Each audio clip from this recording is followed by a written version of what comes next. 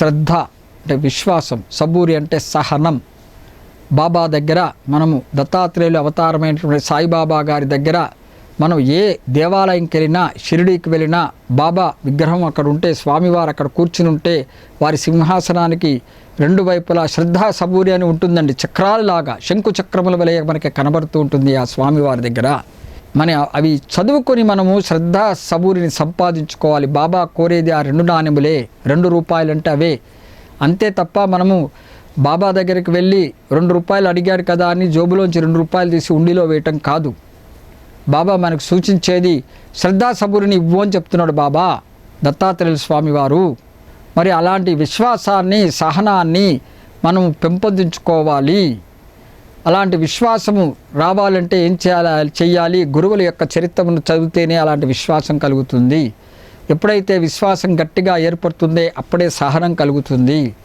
ఎప్పుడైతే ఈ విశ్వాసము, సహనము 2 అక్కచెల్లెలు వంటివి సాయి సచ్చరిత్రలో కూడా వస్తుంది. ఈ 2 కలిగిన వాడికి అప్పుడే సద్గురు మీద అనన్య దృష్టి ఏర్పడుతుంది, అనన్య భక్తి ఏర్పడుతుంది. తద్వారా ఇవి ఏర్పడిన వాడి యొక్క ఆలన పాలన చూసేది ఆ దత్తాత్రేయుల స్వామివారి అయినటువంటి ఆ పరమ గురువే, సద్గురువే. ఇన్ని రూపాలు చెప్పుకున్నాము, ఏ నామమైనా మీరు ఆ సద్గురు మూలం దత్తాత్రేయ స్వామి వారు ఆది గురువు, జగద్గురువే అనే విషయం మర్చిపోకండి. ఆ ఆది గురువు మన యొక్క ఆలన పాలన పోషణ అన్నీ కూడా వారే చూస్తారనే విషయము మనము గ్రహించాలి. మరి ఇతని కడుపు నొప్పి పూర్తిగా పోయింది. కులకర్ణి స్వామి సమర్థ చెప్పినట్లుగా చేయడం ద్వారా అతనికి పూర్తిగా పోయినది. కాబట్టి మహాత్ముల యొక్క ఆజ్ఞని అక్షరాలా పాటించాలి. అతనే నిజమైన శిష్యుడు. పరమాత్ముడు కోరే దక్షిణ కూడా ఏంటి అంటే డబ్బులు కాదండి, గురువు చెప్పినది తూచా పాటించడమే. అదే దక్షిణ మనము గురువుకి ఇచ్చేది అనేటువంటి విషయం మనము తెలుసుకోవాలి. అదే సత్యం. ఒక్కసారి గురువుని ఆశ్రయించిన తర్వాత మనకి రెండవ ఆలోచన ఉండకూడదు, రెండవ మనకి మాటే రాకూడదు. అంటే గురువుని అంతగా గట్టిగా మనము పట్టుకోవాలి. అప్పుడే మనకి ఆ పరమాత్ముడి యొక్క లీలలు మనకి ప్రభావితమై మనకున్నటువంటి అనేకమైనటువంటి కష్టాలు కూడా తొలగిపోతాయి అనేటువంటి విషయం మనం అందరం కూడా గ్రహించాలి. అప్పటి నుంచి ఆ కులకర్ణి కూడా స్వామివారికి గొప్ప భక్తుడైపోయాడు.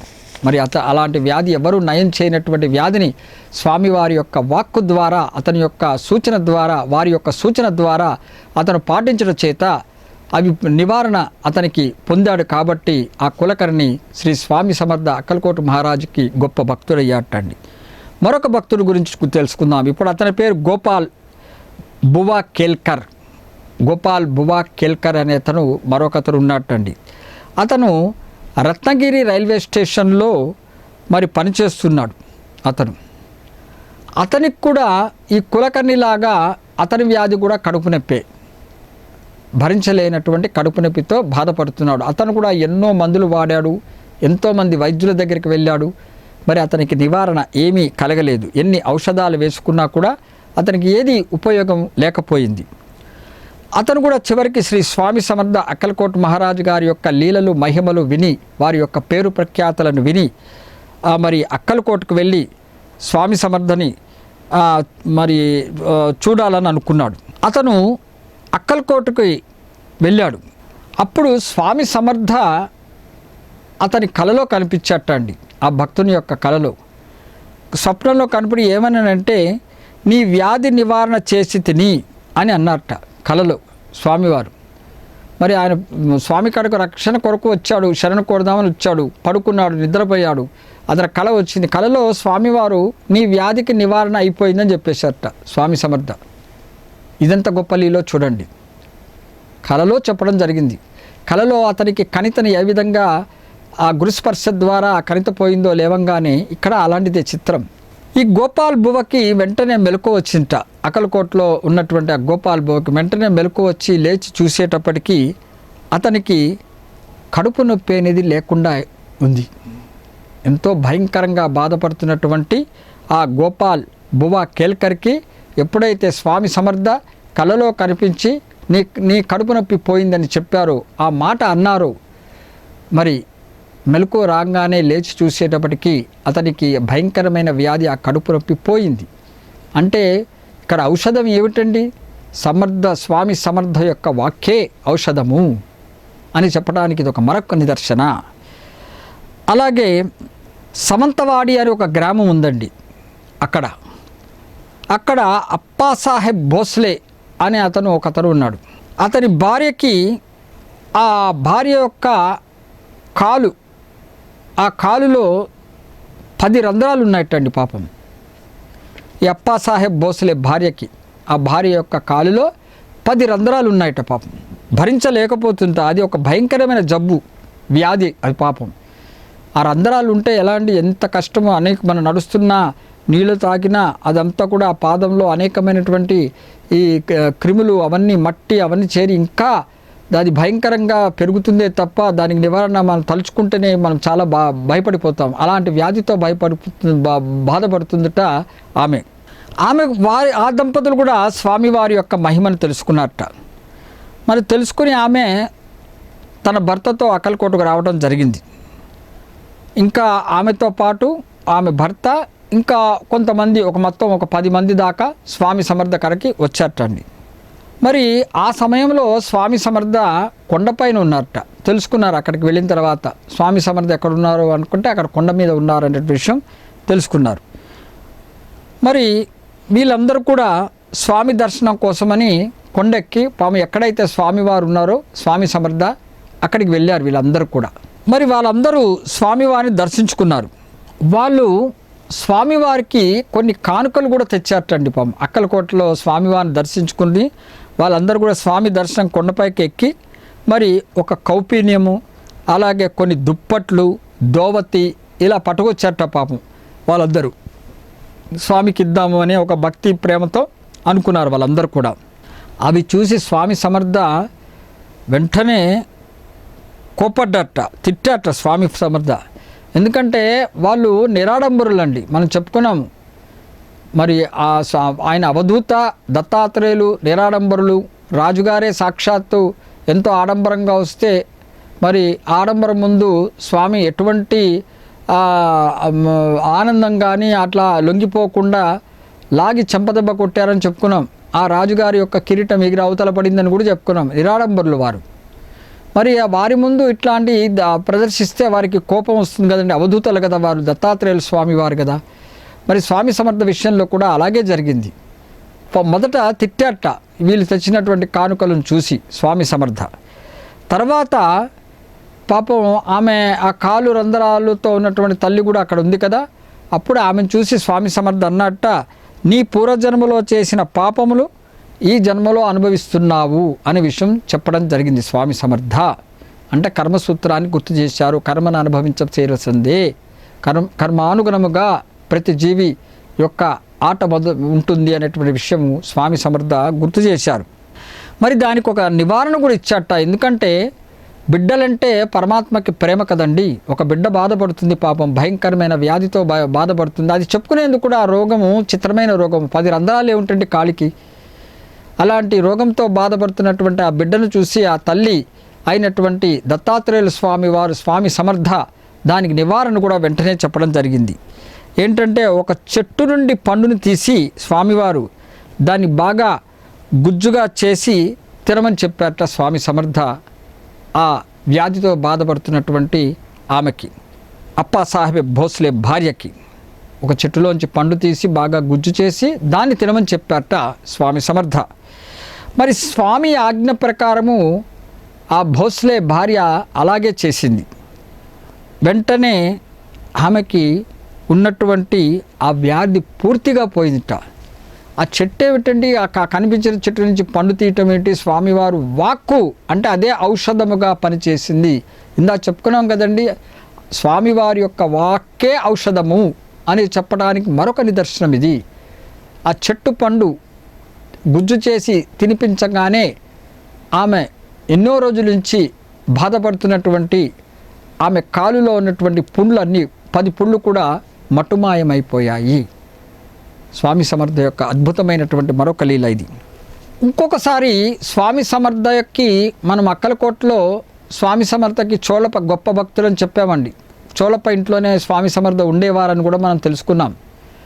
మరి అలాంటి చోళప్ప భార్యకి ఒకసారి ఏమైందంటే ఒక తేలు కుట్టిందండి. పాపం స్వామి సమర్థ ఇంట్లోనే ఉన్నారు. ఆ తేలు స్వామి సమర్థ చోళప్ప ఇంట్లో ఉన్నారని మనం తెలుసుకున్నాం కదా. మరి చోళప్ప భార్యకి ఒక తేలు కుట్టింది. ఆ కుట్టడం ద్వారా ఆ చోళప్ప భార్యకి చేయి బాగా బాధ పెట్టింది. పాపం కుట్టడం వలన చేతికి కుట్టింది, ఎంతో బాధ పెడుతుంది, తట్టుకోలేకపోతుంది పాపం చోళప్ప భార్య. మరి స్వామి సమర్థ ఏం చేశారంటే వారు వేసుకున్నటువంటి 2 పాదుకలలో ఒక పాదుక తీసుకుని ఆ చోళప్ప భార్య దగ్గరికి విసిరారు స్వామి సమర్థ. వారి చర్యలు తమాషాగా ఉంటుందండి. దత్తాత్రేయులు కదా మనం చెప్పుకున్నాం, చూస్తున్నప్పుడు చమత్కారంగా ఉంటుంది, అలాగే మనకి నవ్వొస్తూ ఉంటుంది, చిత్రంగా అనిపిస్తుంది మనం చెప్పుకున్నాం అది. మరి అలాగే స్వామి సమర్థ వారు వేసుకున్నటువంటి ఆ పాదజోడులో ఒక జోడుని తీసి ఆ చోళప్ప భార్య పేరు విసిరారట. ఆయన విసిరి ఏం చెప్పారట, ఏ తేలైతే నీ చేయిని కుట్టిందో ఆ కుట్టిన చేతిని ఆ పాదుకలో ఉంచుకో, ఆ విసిరిన ఆ ఒక పాదుక విసిరారు కదండి, ఆ పాదుకలో పెట్టు అని స్వామివారు ఆజ్ఞాపించడం జరిగింది. వాక్కు చూడండి, స్వామివారి వాక్కులు ఎలా ఉన్నాయి. ఔషధం కాదు, ఏ రోగానికైనా దత్తాత్రేయ స్వామి వారి యొక్క వాక్కు ద్వారా పోతుందని మనం గ్రహించాలి. మనకి ఇంకా భయం ఏమిటండి, మనకేమైనా జబ్బులు రోగాలు వస్తే మనము ఇందాక చెప్పుకున్నట్టుగా మనం శ్రద్ధాసబుని సంపాదించుకొని మరి ఆ దత్తాత్రేయ స్వామి వారి మీద అనన్య దృష్టి పెట్టుకోవాలి. అనన్య భక్తితో ఉంటే స్వామివారి యొక్క లీల ద్వారా మనకున్నటువంటి రోగాలు పోతాయనే విషయం దృఢ నమ్మకంతో మనము ఈ లీలలు విన్న తర్వాత ప్రతి దత్తభక్తులు కూడా మనం తెలుసుకోవాలండి.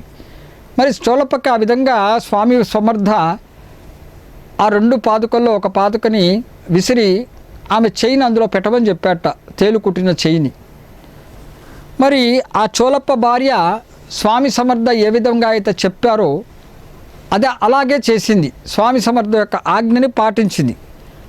వెంటనే ఆమెకున్నటువంటి ఆ చెయ్యి నొప్పి పోయింది. ఆ స్వామివారి యొక్క పాదుకలో ఆమె చెయ్యి పెట్టింది కదండి, పెట్టగానే పోయింది, పూర్తిగా నివారణ చెందింది. ఆమె ఏం చేసిందంటే తగ్గింది కదా అని చెయ్యిని బయటకు తీసింట, మళ్ళీ చెయ్యి నొప్పి వచ్చింట. చిత్రం చూడండి. మళ్ళీ వెంటనే ఏం చేసింది, ఆమె బాధ భరించలేక మళ్ళీ తన చెయ్యిన స్వామివారి యొక్క ఆ ఒక్క పాదుకలో పెట్టి అలాగే తెల్లవారులు నిద్రపోయిందిట చోళప్ప భార్య. ఆ తేలు కుట్టిన చెయ్యి స్వామివారి యొక్క పాదుకలో ఉంచి తర్వాత ఉదయం మామూలుగా లేచి చేతిని తీసేసిన తర్వాత ఆమెకి పూర్తిగా ఆ నొప్పి పోయింది. తేలు కుట్టిన చెయ్యికున్నటువంటి ఆ బాధ అంతా కూడా పూర్తిగా మటుమాయమైపోయింది. ఇక్కడ కూడా ఔషధం ఏమిటండి, స్వామి సమర్థ యొక్క వాక్యే. ఈ పాదుకలో నీ చేయి పెట్టమ్మా, నీకు నివారణ పొందుతావు, నీకు నొప్పి ఉండదు అని చెప్పారు. అలాగే జరిగింది. అన్ని లీలలలో కూడా స్వామివారి యొక్క వాక్కే ఔషధము. సాయి సచ్చరిత్రలో కూడా అలాగేనండి. బాబా దగ్గర అనేక మంది వస్తారు, అనేక రోగులు వస్తారు దత్తాత్రేయ రూపుడైనటువంటి సాయిబాబా గారి దగ్గర. మరి ఆయన కూడా అంతే, ఎంతోమందికి కొంతమందికి వారి యొక్క హస్తము ద్వారా అభయము ద్వారా, కొంతమందికి చూపు ద్వారా, కొంతమందికి ఊదినివ్వటము ద్వారా, కొంతమందికి ఏం మాట్లాడకపోయినా బాబా గారు వారి యొక్క ఆ బాధల నివారణ చేసేవారట. స్వామి సమర్థ ఇక్కడ ఎలా ఉంది అంటే అక్కడ కూడా వారి యొక్క వాక్యే ఔషధం అని చెప్తారు. సద్గురువుల యొక్క వాక్యే ఔషధము అనేటువంటి విషయం అక్కడ కూడా మనం గమనించవచ్చు సాయి సచ్చరిత్రలో. ఇక్కడ శ్రీ స్వామి సమర్థ అక్కలకోట మహారాజు గారి యొక్క చరిత్రలో కూడా ఇలాగే మనకు అద్భుతమైనటువంటి లీలలు కనబడుతూ ఉంటాయి. వారి వాక్యే ఔషధము. దత్తాత్రేయుల స్వామి వారే మనకి వారి యొక్క వాక్యే ఔషధం అనే విషయం మనం గ్రహించాలి. స్వామి సమర్థ ఇలా భక్తులతో కలిసిమెలిసి ఒకసారి ఆయన ఏం చేశారంటే ఆంజనేయ స్వామి దేవాలయంకి వెళ్ళారటండి. ఆ ఊరిలో ఉన్నటువంటి ఆంజనేయ స్వామి దేవాలయంకి వెళ్ళి అక్కడ బస చేశారు స్వామి సమర్థ అక్కలకోట మహారాజు గారు. అక్కడ రావణ అనే భక్తుడిని, ఆ ఊరిలో ఒక పాము, ఆ రావణ అనే భక్తుడిని పాము కరిచింటండి. అతను చనిపోయాట, ఆ రావణ అనే అతను. స్వామివారేమో ఇక్కడ ఆంజనేయ స్వామి గుడిలో బస చేసి ఉన్నారు.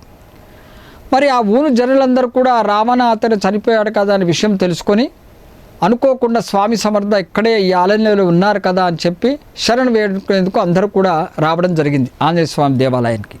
చనిపోయినటువంటి రావణ అనే అతని శవాన్ని కూడా స్వామివారి ముందుకు తీసుకురావడం జరిగింది. స్వామి సమర్థ ఉన్నారు కదా, అక్కడ తెచ్చారట పాపం ఆ శవాన్ని. అయితే స్వామి సమర్థ శిష్యుడైనటువంటి బాలాసాహెబ్ జాదవ్ అని అతను ఏం చేశాడంటే స్వామివారి యొక్క పాదుకలు తీసుకొని ఆ పాదుకలు ఇచ్చి ఆ శవం తలపైన ఉంచమని చెప్పాట. మరి స్వామి సమర్థకి కోపం వచ్చింది.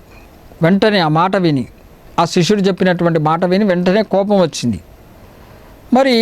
మరి ఆ బాబాసాహెబ్ మరి ఆ జాదవ్ని ఈ విధంగా చెప్పడం విని అతని కోపగించి తిట్టాట స్వామివారు. ఆ మాటలు విని వెంటనే మళ్ళీ వెంటనే ఆ బాబాసాహెబ్ను స్వామి సమర్థ ఏమన్నారంటే, తిట్టిన తర్వాత నువ్వు ఇంకా చూస్తుంటావేంట్రా, గట్టిగా అరువు అని చెప్పాట. గట్టిగా అరువు నువ్వు అని పేరు పెట్టి అరువు అని చెప్పాట స్వామి సమర్థ. మరి బాబాసాహెబ్ జాదవ్ అక్కలకోట మహారాజు గారు చెప్పినట్లుగా ఆ చనిపోయినటువంటి రావణ పేరు గట్టిగా పలికేట. రావణ రావణ అని గట్టిగా స్వామి సమర్థ ఏ విధంగా గట్టిగా అరవమన్నాడో అదేవిధంగా స్వామి సమర్థ శిష్యుడు అరవడం జరిగింది. ఎప్పుడైతే స్వామి సమర్థ ఆజ్ఞను ఈ శిష్యుడు మరి బాబాసాహెబ్ జాదవ్ చేశాడో వెంటనే చనిపోయినటువంటి ఆ రావణ లేచి కూర్చున్నట్ట. మృత్యుంజయుడు స్వామి మరి దత్తాత్రేయ స్వామి వారికి సృష్టి స్థితి లయకారులు, సృష్టించేది వారే, ఆ సృష్టించబడిన ప్రతి జీవిని రక్షించేది వారే, స్థితిని చూసేది వారే. మరి అలాంటి జీవిని వారిలో తిరిగి లయింపజేసుకునే ఆ పరమేశ్వరుడు వారే. లయింపజేసుకున్న ఆ జీవిని తిరిగి మళ్ళీ సృష్టించే శక్తి కూడా పరమాత్మ అయినటువంటి దత్తాత్రేయ స్వామి వారికి తప్ప ఎవరి వలన సాధ్యము కాదు అనేటువంటి విషయం కూడా ఈ యొక్క లీలలో మనము తెలుసుకోవచ్చును. ఇది స్వామి సమర్థ యొక్క వాక్కు ఎంత ప్రభావితమైనదో, అనేకమైనటువంటి మరి రోగములు, మనం ఊహించని రోగాలను కూడా మనం ఎటువంటి ఔషధాలు కూడా తగ్గింప చేయనేటువంటి రోగాన్ని కూడా స్వామి సమర్థ యొక్క వాక్కు ద్వారా మరి నివారణ వాళ్ళకి కలిగింది అనే విషయం మనం ఇప్పుడు కొన్ని మహిమలను, కొంతమంది భక్తుల గురించి తెలుసుకున్నాం. అలాగే మరికొందరు భక్తుల గురించి కూడా తెలుసుకుందాం. వారి యొక్క రోగ నివారణ ఎలా జరిగింది అనే విషయం కూడా, మరికొంతమంది భక్తుల యొక్క విషయం కూడా తెలుసుకుందాం. ఒక వైష్ణవ బ్రాహ్మణుడు ఉండేవాడంటండి. అతను కూడా చాలా రోజుల నుంచి కడుపు నొప్పితో బాధపడుతూ ఉండేవాట వైష్ణవ బ్రాహ్మణుడు. మరి అతను కూడా బాధను తట్టుకోలేకపోతూ ఉండేవాడు. అతను ఒకసారి అక్కలకోటకి వచ్చి స్వామి సమర్థన్ని శరణు వేడాడు.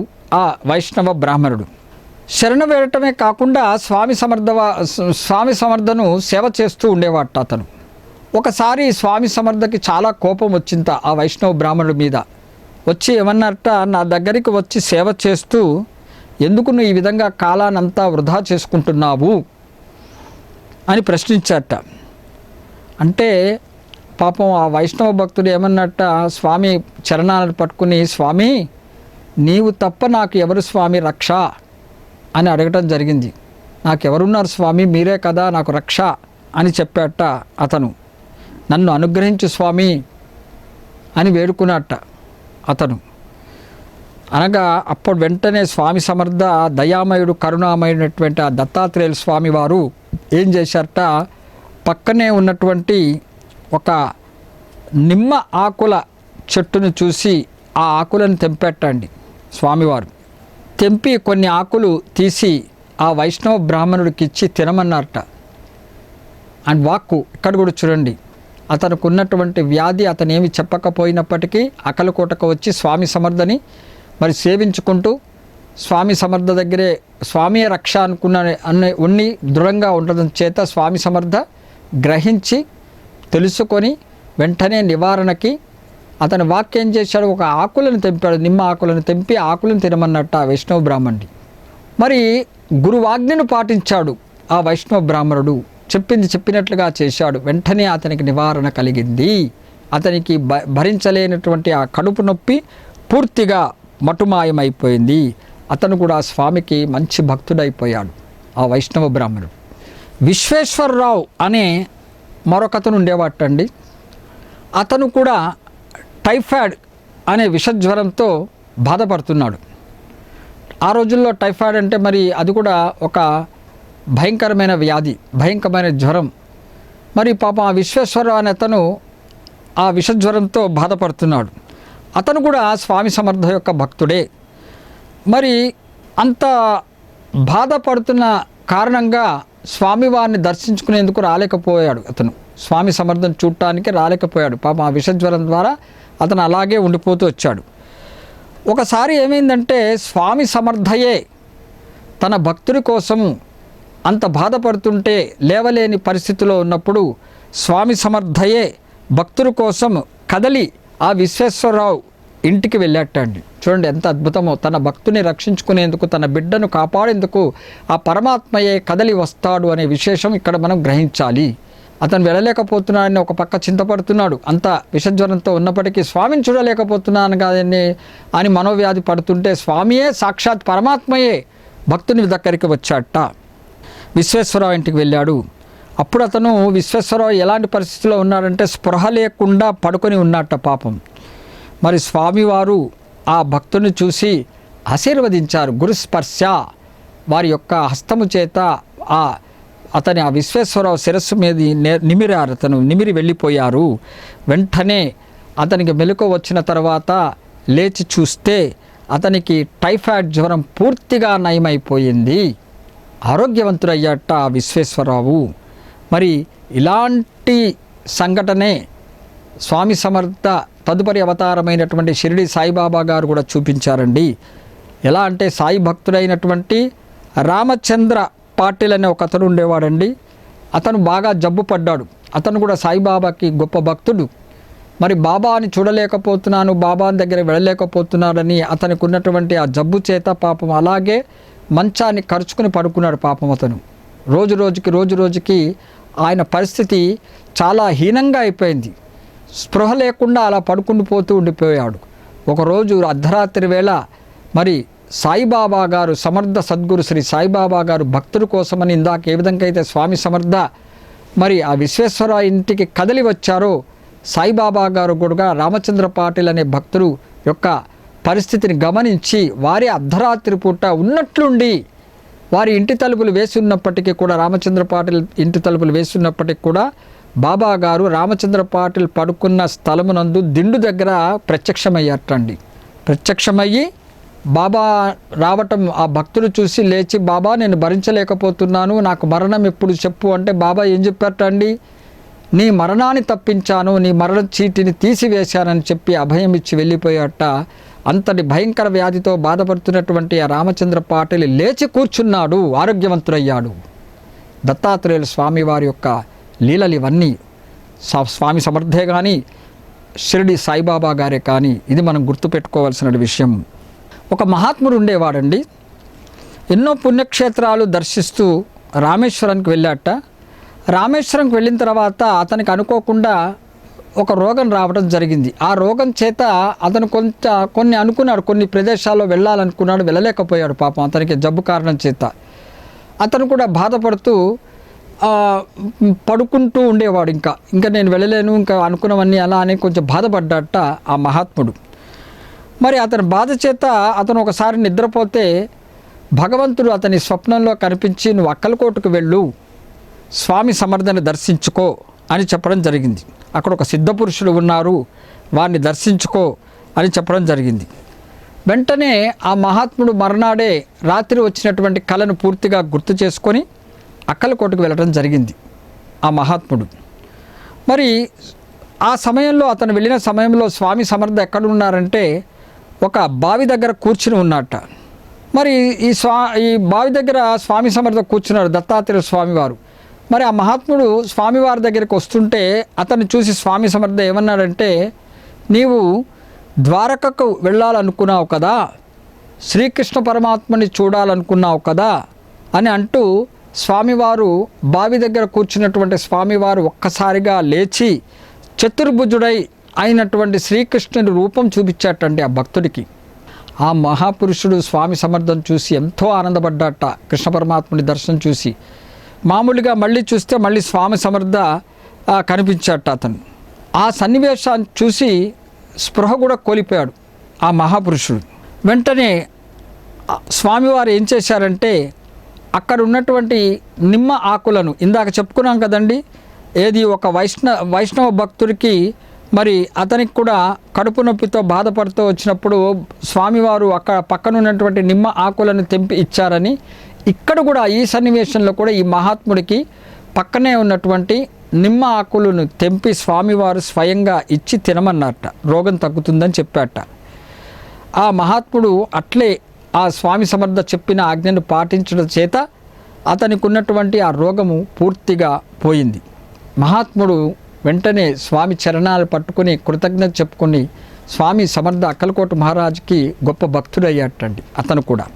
అలాగే నారాయణ పరశురాం అనే లాయర్ ఒక అతను ఉండేవాడు. అతని న్యాయవాది, ఆయన వృత్తి న్యాయవాది వృత్తి. అతని పేరు నారాయణ పరశురాం. అయితే అతను కూడా షోలాపూర్లో ఉండేవాడు. మరి అతనికి పైల్స్ వ్యాధితో బాధపడుతున్నాడు అతను. పాపం కూర్చున్న ఇబ్బంది, ఎక్కడికైనా వెళ్ళినా ఇబ్బంది, మరి ఆ రక్తం అది కారుతూ ఉంటుంటే పాపం అందరు భరించలేకుండా ఉన్నాడు. ఆ బాధతో ఆయన చాలా బాధపడుతున్నాడు.